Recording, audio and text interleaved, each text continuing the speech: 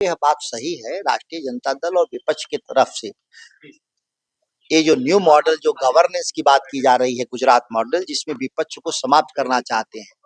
10 number हमारा विपक्ष के नेता का प्रतीक के तौर पे वह आवास था, जहां से हम सत्ता पे निगरानी रखते थे, राज सत्ता पे निगरानी रखते थे विपक्ष के रूप में। राबड़ी देवी जी के लिए रहने के लिए कोई प्रॉब्लम नहीं है इस पटना में और बिहार में। बिहार में सुशासन की सरकार 20 साल से अगर थी, लोग कह रहे थे, तो गृह मंत्रालय भाजपा के जाने से नया कौन सुशासन आएगा।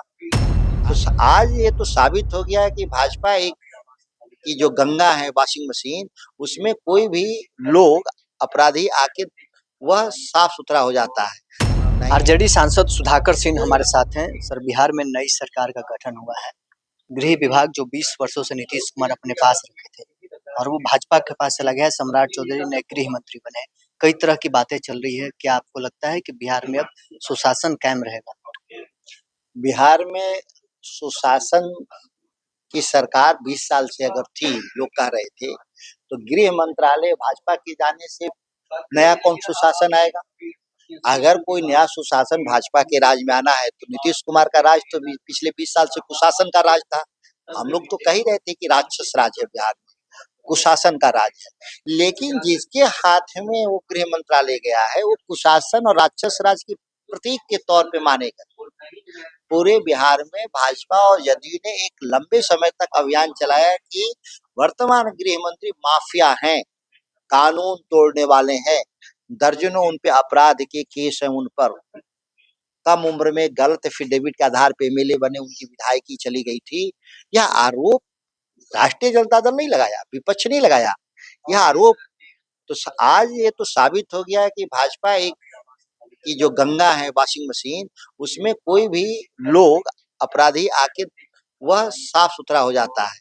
नहीं, ऐसा संभव नहीं है कि जो अपराधी हैं, जो माफिया हैं, वो किसी भी पद पे चले जाएं सत्तारूढ़ दल के साथ मिलकर के, वो वही रहेंगे, उनका चरित्र वही रहेगा। इसीलिए आप देखते होंगे कि गैर कानूनी बातें इस बिहार के भीतर गुजरात मॉडल की स्टाइल में की जा रही है। कानून व्यवस्था का क्या हाल होगा? जैसे ही सम्राट चौधरी गृह मंत्री का प्रभार लेते हैं, आपके पार्टी की तरफ से क्राइम बुलेटिन जारी किया जाता है लगातार।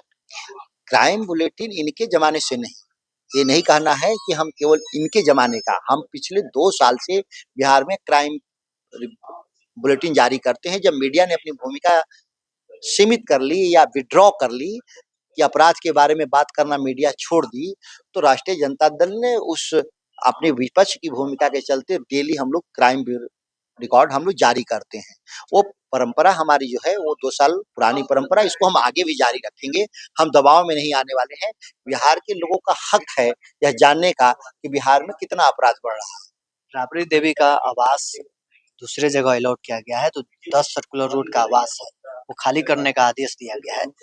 आरजेडी की तरफ से कहा जा रहा है कि बदले की भावना से की जा रही है। क्या आपको लगता है कि बदले की निश्चित भावना? तौर पे यह बात सही है राष्ट्रीय जनता दल और विपक्ष की तरफ से। ये जो न्यू मॉडल जो गवर्नेंस की बात की जा रही है, गुजरात मॉडल, जिसमें विपक्ष को समाप्त करना चाहते हैं। 10 नंबर हमारा विपक्ष के नेता का प्रतीक के तौर पे वह आवास था, जहां से हम सत्ता पे निगरानी रखते थे, राज सत्ता पे निगरानी रखते थे विपक्ष के रूप में। राबड़ी देवी जी के लिए रहने के लिए कोई प्रॉब्लम नहीं है इस पटना में और बिहार में। हमारे करोड़ों समर्थक है, राबड़ी देवी जी के लिए व्यवस्था कर सकते हैं। लेकिन हमारी जो मुख्य भूमिका है, सरकार पर नजर रखना, और सरकार हमसे डरी हुई है, लाचार सरकार है। इसीलिए सरकार नहीं चाहती कि वो सत्ता के सामने जो विपक्ष का जो केंद्र है, वो केंद्र को ध्वस्त करना चाहते हैं। वो मुगालते में है कि हमको ध्वस्त कर देंगे, ऐसा कभी नहीं होगा। हम लोग सड़क से ही सत्ता के खिलाफ हम अपनी आवाज को बुलंद करेंगे। हमारे लिए महत्व नहीं रखता अगर वो हमारा 10 नंबर विपक्ष का केंद्र था, रहेगा तो हमारी लड़ाई जारी रहेगी। तो चलिए, आरजेडी सांसद सुधाकर सिंह हमारे साथ थे। क्या कुछ इनका कहना था आपने सुना है। बहरहाल इस खबर में इतना ही। आप बने रहे न्यूज़ के साथ।